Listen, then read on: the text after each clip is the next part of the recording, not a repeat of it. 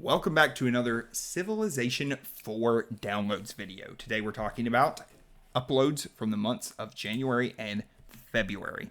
Let's start with Walter Hawkwood's Realism Invictus.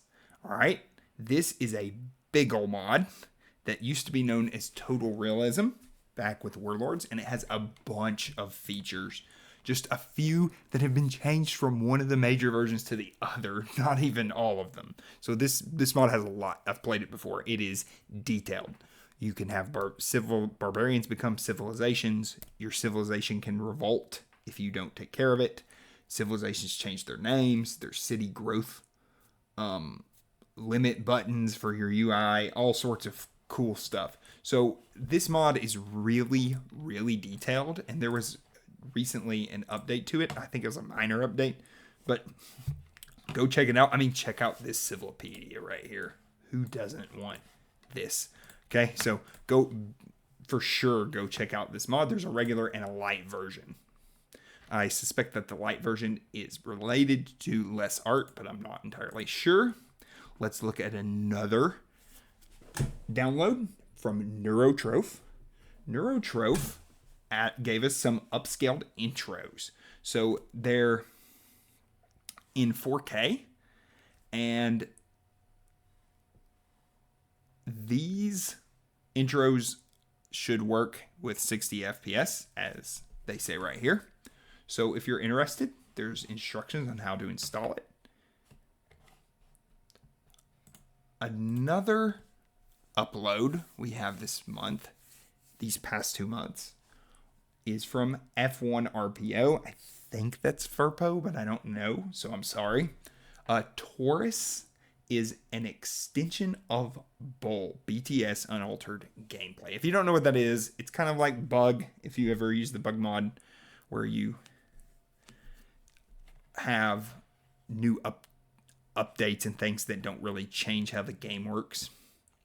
And these are new UI things that help even more than the ones in Bug already did. So be sure to check this out.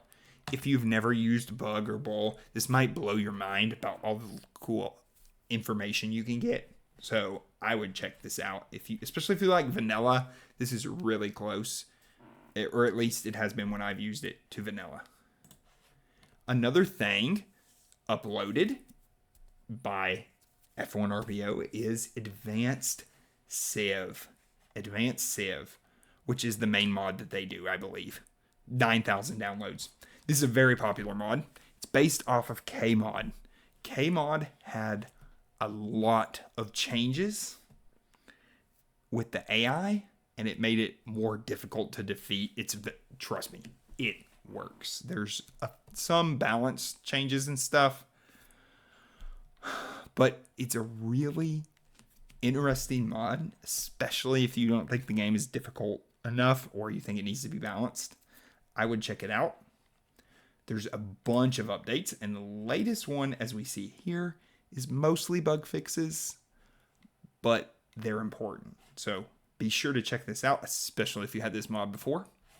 Porta Nigra from Rockland is a new building. Look at that.